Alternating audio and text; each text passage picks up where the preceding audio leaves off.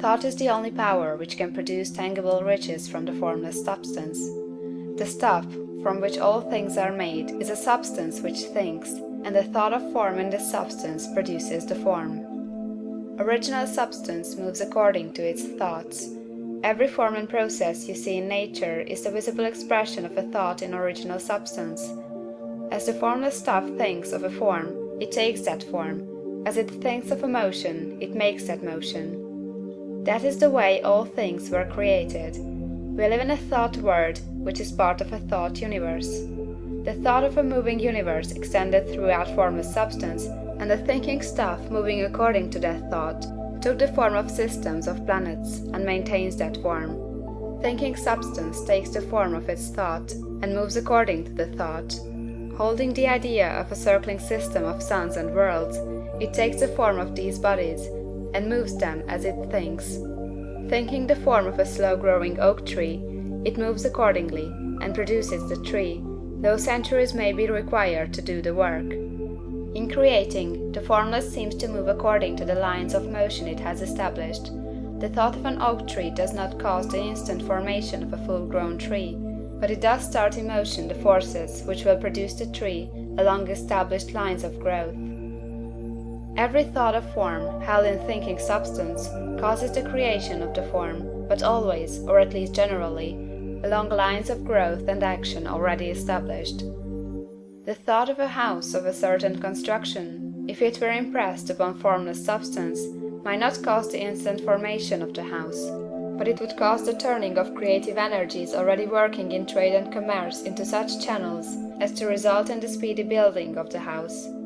And if there were no existing channels through which the creative energy could work, then the house would be formed directly from primal substance, without waiting for the slow processes of the organic and inorganic world. No thought of form can be impressed upon original substance without causing the creation of the form. Man is a thinking center, and can originate thought. All the forms that man fashions with his hands must first exist in his thought. He cannot shape a thing until he has thought that thing. And so far man has confined his efforts wholly to the work of his hands. He has applied manual labor to the world of forms, seeking to change or modify those already existing. He has never thought of trying to cause the creation of new forms by impressing his thoughts upon formless substance.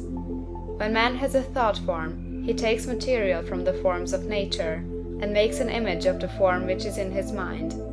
He has so far made little or no effort to cooperate with formless intelligence, to work with the Father. He has not dreamed that he can do what he sees the Father doing. Man reshapes and modifies existing forms by manual labor. He has given no attention to the question whether he may not produce things from formless substance by communicating his thoughts to it.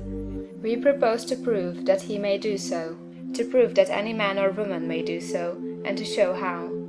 As our first step, we must lay down three fundamental propositions. First, we assert that there is one original formless stuff, or substance, from which all things are made. All the seemingly many elements are but different presentations of one element. All the many forms found in organic and inorganic nature are but different shapes, made from the same stuff. And this stuff is thinking stuff. The thought held in it produces the form of the thought. Thought, in thinking substance, produces shapes. Man is a thinking center, capable of original thought. If man can communicate his thought to original thinking substance, he can cause the creation or formation of the thing he thinks about.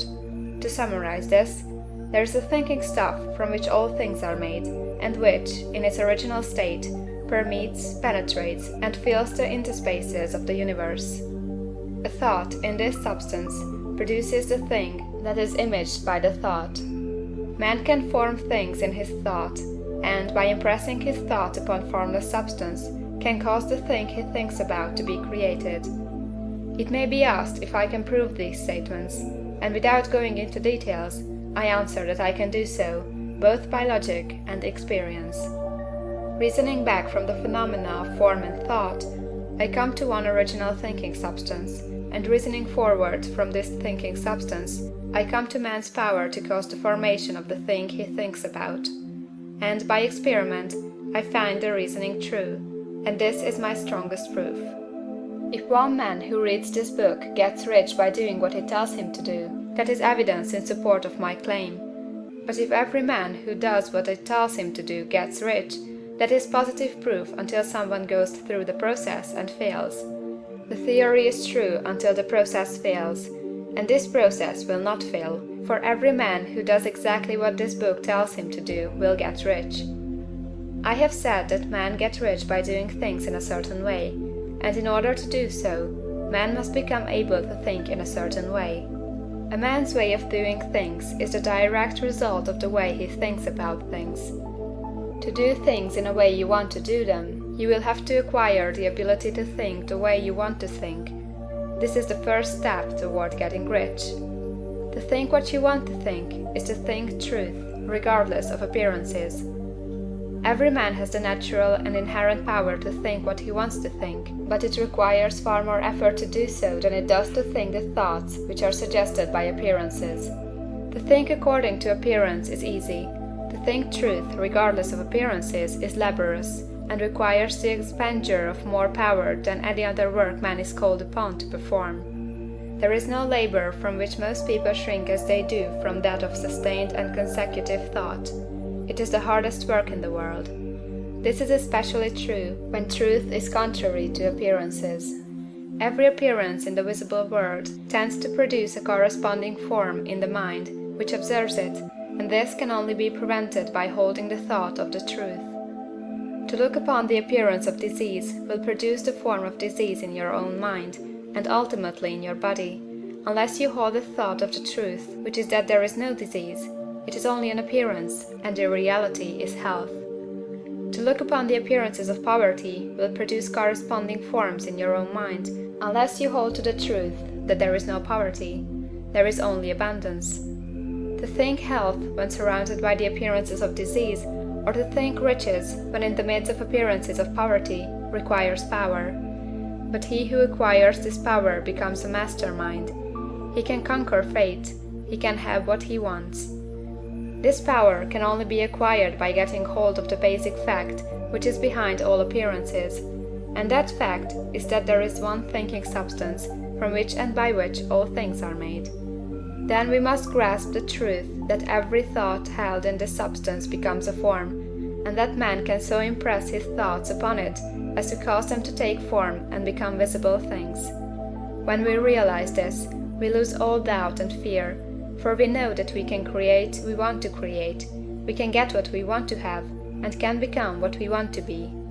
As a first step toward getting rich, you must believe the three fundamental statements given previously in this chapter, and in order to emphasize them, I repeat them here. There is a thinking stuff from which all things are made, and which, in its original state, permeates, penetrates, and fills the interspaces of the universe. The thought in this substance produces the thing that is imaged by the thought. Man can form things in his thought, and, by impressing his thought upon formless substance, can cause the thing he thinks about to be created. You must lay aside all other concepts of the universe than this monistic one, and you must dwell upon this until it is fixed in your mind, and has become your habitual thought. Read these creed statements over and over again, fix every word upon your memory, and meditate upon them until you firmly believe what they say.